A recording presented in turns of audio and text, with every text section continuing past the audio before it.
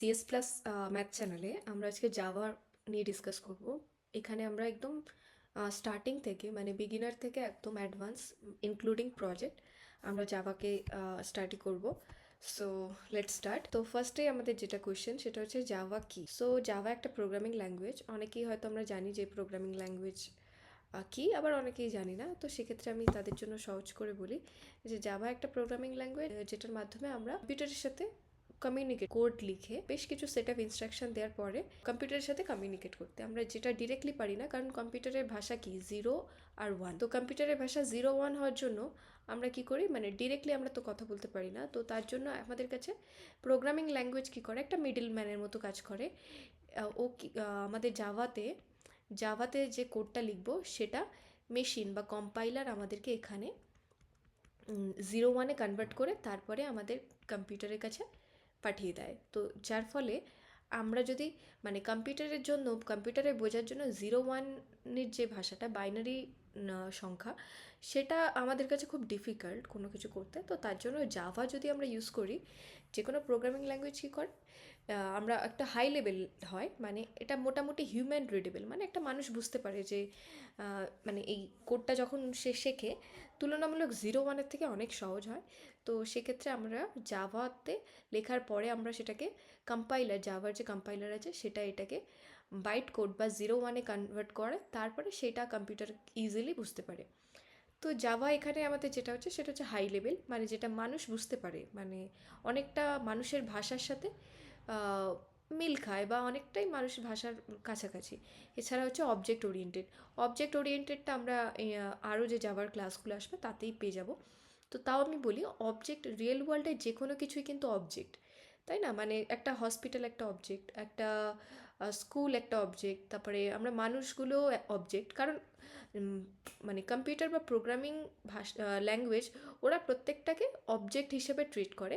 তো অবজেক্ট হলে যে সুবিধা হয়, তার কিছু ফাংশনালিটি থাকে। যদি একটা অ্যানিমেল একটা অবজেক্ট হয়, তার ফাংশনালিটি হতে হতে পারে সে ওয়াক করছে, তারপরে সে খাচ্ছে, তারপরে সে রান করছে, এই জিনিসগুলো তার একটা ফাংশনালিটি। সেমভাবে হিউম্যানের ফাংশনালিটি আছে, স্পিক কথা বলা, writing, reading, this kind of things আর দেয়ার।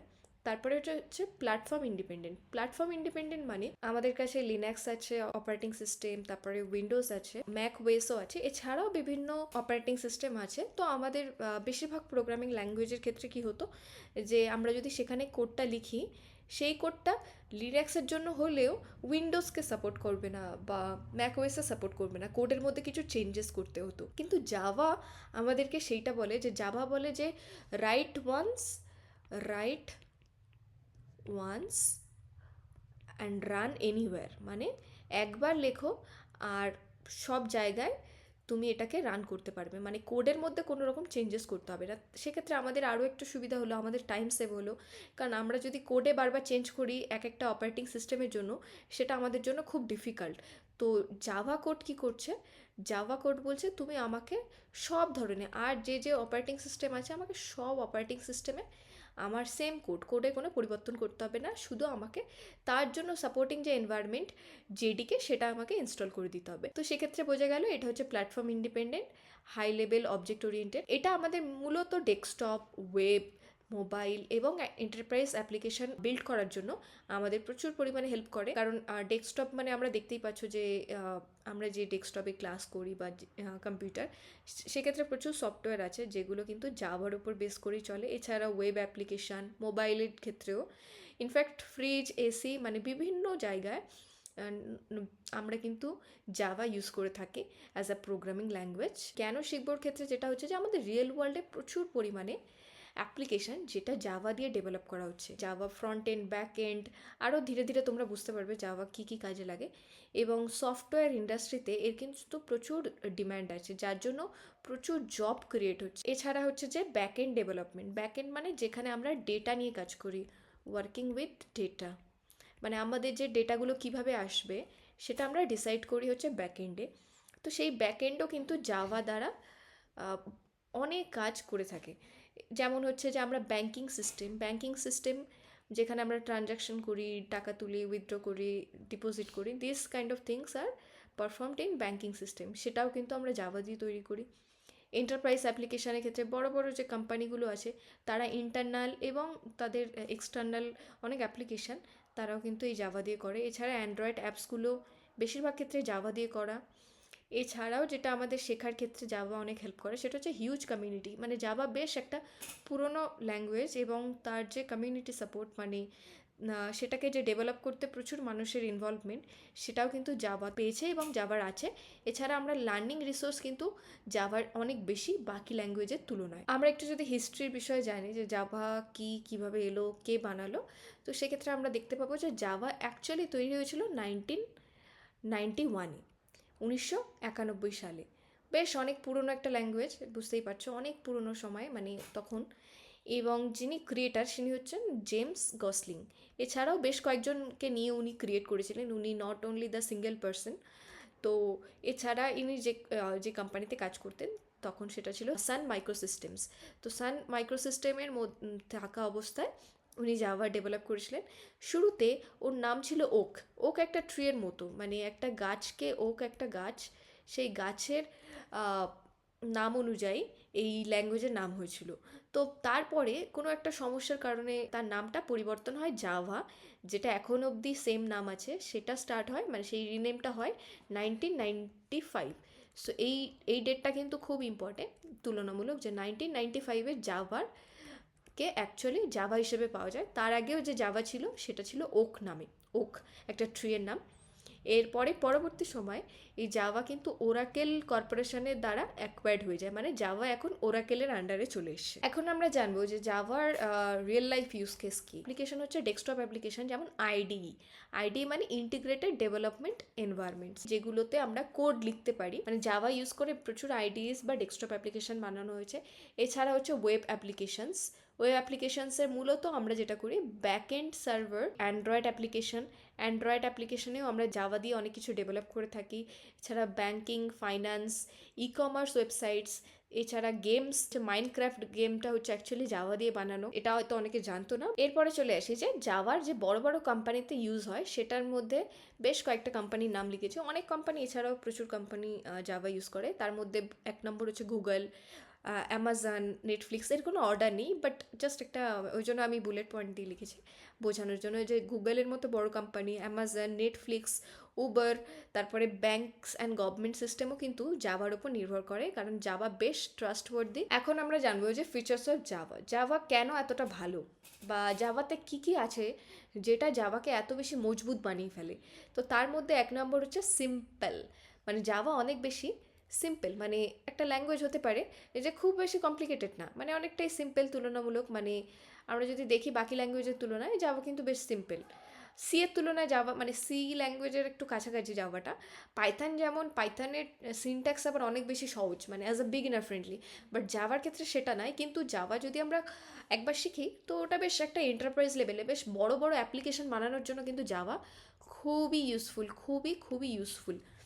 এছাড়া হচ্ছে অবজেক্ট ওরিয়েন্টেড, যেটা আমরা বললাম। সিম্পলের মধ্যে যেটা আসছে সেটা হচ্ছে ইজি সিনট্যাক্স, তারপরে নো পয়েন্টার্স। এগুলোর বিষয়ে আমরা আরও ডেপথে জানবো যে C++ ল্যাঙ্গুয়েজে পয়েন্টার আছে, C++ ল্যাঙ্গুয়েজে, কিন্তু জাভাতে কোনো পয়েন্টার নেই, যার জন্য আমরা পয়েন্টারে কী করি, আমরা মেমোরিকে পয়েন্ট করি, তো সেটার যে একটা আমাদের স্ট্রেস সেটা কমে যায়। এছাড়া অটোমেটিক মেমোরি ম্যানেজমেন্ট, আমরা অনেক সময় মেমোরি ম্যানেজমেন্টের বিষয়টাও আমরা দেখব। তো আমাদের বাকি ল্যাঙ্গুয়েজের ক্ষেত্রে আমরা যেটা হয় যে কোনো একটা মেমোরিকে আমরা অ্যালোকেট করার পরে সেটাকে আলাদা করে আমাদেরকে ডিঅ্যালোকেট করতে হয়, মানে মেমোরিটা অ্যাক্সেস হয়ে যায়, মানে ইউজ হয়ে যাওয়ার পরে সেই মেমোরিটাকে ফ্রি করে দিতে হয়। সেগুলো জাভাতে করতে হয় না, জাভা নিজে নিজে এটা করে। এছাড়া অবজেক্ট ওরিয়েন্টেডে যেটা আছে সেটা হচ্ছে যে ক্লাসেস অ্যান্ড অবজেক্টস, মানে জাভা কী করে, ক্লাস আর অবজেক্ট ইউজ করে। তো সেখানে ক্লাস অবজেক্ট নিয়ে আমাদের ডিটেলস ভিডিও আসবে। আজকের ইন্ট্রোডাকশানে আমি আর জিনিসটাকে কমপ্লেক্স বানাচ্ছি না। এছাড়া যেটা হচ্ছে যে কোড রিউজেবিলিটি এবং অর্গানাইজ করা যায়, মানে যেখানে আমাদের কোডটাকে খুব, মানে এই অবজেক্ট ওরিয়েন্টেড কনসেপ্টে আমরা কোডটাকে বেশ অনেকটা রিউজেবল কোড বানাতে পারি। এরপরে যেটা আসে সেটা হচ্ছে হাই পারফরমেন্স কীভাবে, সেটা হচ্ছে যে একটা কম্পাইলার আছে, জাভা মূলত JIT কম্পাইলার ইউজ করে, this is used by Java. তো এই জাভা কী করে, জাস্ট ইন টাইম, ও খুব সুন্দর করে দেখে যে মানে ও খুব ভালো করে মেমোরি ম্যানেজ করে, টাইমকে ফাস্ট করে। ধরো আমি একে নিয়ে কাজ করছি আর বিকে নিয়ে এখন কাজ করছি না, তাহলে কি বি এখন পুরনো হয়ে গেছে, তো তার জন্য একে ফোকাস করবে, বিকে করবে না। এরকম বেশ কিছু জিনিসপত্র ইন্টারনালি জিআইটি করে। আমি এই রিলেটেড আলাদা করে একটা ভিডিও বানাবো যে জিআইটির বিষয়ে, অনলি ফর জিআইটি। যদি এটা জাভার পার্ট নয়, বাট জাভা এটার মাধ্যমে জাভাটা আরও বেশি পাওয়ারফুল হয়ে গেছে, তো এটা নিশ্চয়ই খুবই ইম্পর্টেন্ট ভূমিকা রাখে জাভাকে এত বেশি পাওয়ারফুল বানানোর জন্য। এরপরে আসছে মাল্টিথ্রেডেড।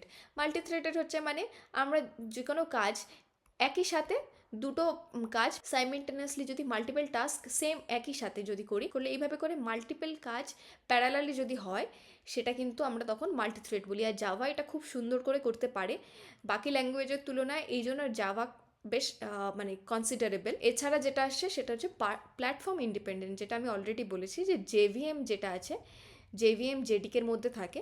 তো জেভিএম হচ্ছে জাভা ভার্চুয়াল মেশিন। বাকি যে অপারেটিং সিস্টেমগুলো আছে সেই অপারেটিং সিস্টেমে কিন্তু খুব ভালো করে মানে কোডের কোনো রকম চেঞ্জেস ছাড়াই কিন্তু খুব সুন্দর করে রান হতে পারে, এক্সিকিউট হতে পারে এবং জাভা সুন্দরভাবে কাজ করতে পারে। যেটা জেভিএম আছে বলেই বাকি প্ল্যাটফর্মে ও ইন্ডিপেন্ডেন্ট, কিন্তু জেভিএমের ওপর কিন্তু সে ডিপেন্ডেন্ট। তো জেভিএম ছাড়া, জাভা ভার্চুয়াল মেশিন ছাড়া আমরা কিন্তু কখনোই জাভা প্রোগ্রামকে রান করতে পারবো না। এরপরে যেটা খুবই একটা গুরুত্বপূর্ণ জিনিস, সিকিউরিটি। এবার যদি কোনো ল্যাঙ্গুয়েজের যদি সিকিউরিটি না থাকে, তাহলে ব্যাংকিং সেক্টরের মতো জায়গায় কখনোই একটা ল্যাঙ্গুয়েজকে ইউজ করা সম্ভব না। কারণ ব্যাংক সবচেয়ে সিকিউর, এখানে টাকা পয়সার বিষয় আছে, সেখানে সিকিউরিটি ম্যাটার্স আ লট। যা প্রোগ্রামিং ল্যাঙ্গুয়েজকে ইউজ করা হয়, কারণ জাভা বেশ সিকিউর, কারণ এখানে কোনো রকম মেমোরিকে আমরা ডিরেক্ট অ্যাক্সেস করতে পারি না। আমাদের বাইট কোড ভেরিফিকেশনও করে জাভা ইন্টারনালি। এরপরে সিকিউরিটি ম্যানেজার, জাভা এগুলো সব নিজে নিজে খুব সুন্দর করে করে। এরপরে যেটা আসে সেটা হচ্ছে রোবাস্ট, তার পাওয়ারটাকে এক্সটেন্ড করেছে। তো রোবাস্ট হচ্ছে স্ট্রং এরার হ্যান্ডলিং, মানে ও খুব সুন্দর করে এররকে হ্যান্ডেল করতে পারে। এরর কী কী হতে পারে, যে অনেক ধরনের এরর হতে পারে। ধরো আমি একটা ফাইলকে ওপেন করেছি, কিন্তু সেই ফাইলটা মানে আমি প্রোগ্রামে বলেছি এই ফাইলটা ওপেন করে সেখান থেকে তুমি ডেটা রিড করবে, মানে যা যা ফাইলে আছে সেই কন্টেন্টটা তুমি রিড করবে। কিন্তু এটা হতেই পারে যে ফাইলটা সামহাও ডিলিট হয়ে গেল বা ফাইলটা অন্য কোনো লোকেশানে আছে, তো সেক্ষেত্রে যে এরর হতে পারে সেই এররগুলো খুব সুন্দর করে জাভা হ্যান্ডেল করতে পারে বা হ্যান্ডেল করার সুযোগ দিয়ে দেয়। এরপরে হচ্ছে গার্বেজ কালেকশন। গার্বেজ কালেকশন মানে কি, যেই জিনিসপত্রগুলো মানে গার্বেজ মানে কি, যেটা আর এই মুহূর্তে লাগছে না। তো এরকম হতেই পারে যে অনেক ভ্যারিয়েবল বা অনেক ফাংশন, অনেক ক্লাস যেগুলো আর এই মুহূর্তে জাভাতে মানে জাভা প্রোগ্রামে প্রয়োজন পড়ছে না, তো সেগুলোকেও কিন্তু জাভা খুব সুন্দর করে গার্বেজ কালেক্ট করার মাধ্যমে এটা ক্লিন করে। এরপরে এফিশিয়েন্ট মেমোরি ম্যানেজমেন্ট। জাভা যেহেতু এই গার্বেজগুলোকে কালেক্ট করতে পারছে, তো সেক্ষেত্রে মেমোরিকেও ম্যানেজ করা তার জন্য খুব ইজি হচ্ছে। এরপরে যেটা আসছে সেটা হচ্ছে পোর্টেবল মানে কোনো কিছুকে আমরা মুভ করতে পারি, আরামসে মুভ করতে পারি কোনো রকম কোনো চেঞ্জেস ছাড়া। যেমন Java programs can run on any system, মানে any operating system. It could be Linux, Windows, macOS, without modification, মানে কোডের মধ্যে কোনো রকম চেঞ্জেসের কোনো বিন্দু মাত্র দরকার হবে না, just because we have JVM থাকলে আমাদের কিন্তু আলাদা করে এই কোডের মধ্যে চেঞ্জেস করতে হয় না। এরপরে যেটা হচ্ছে ডিস্ট্রিবিউটেড মানে Java supports applications that work across multiple computers over the network. আবার অ্যাপ্লিকেশনগুলো আমরা কিন্তু মাল্টিপল কম্পিউটার্স এর মাধ্যমে আমরা কিন্তু ওভার দ্য নেটওয়ার্ক এগুলোকে কাজ করাতে পারি, এগুলোকে রান করাতে পারি। This is the overall features of Java. I hope it gets clear. Thank you so much everyone. পরবর্তী ভিডিওতে আমরা কিন্তু জাভার ইন ডেপথ নিয়ে আলোচনা করব। So that's all from today. Thank you so much.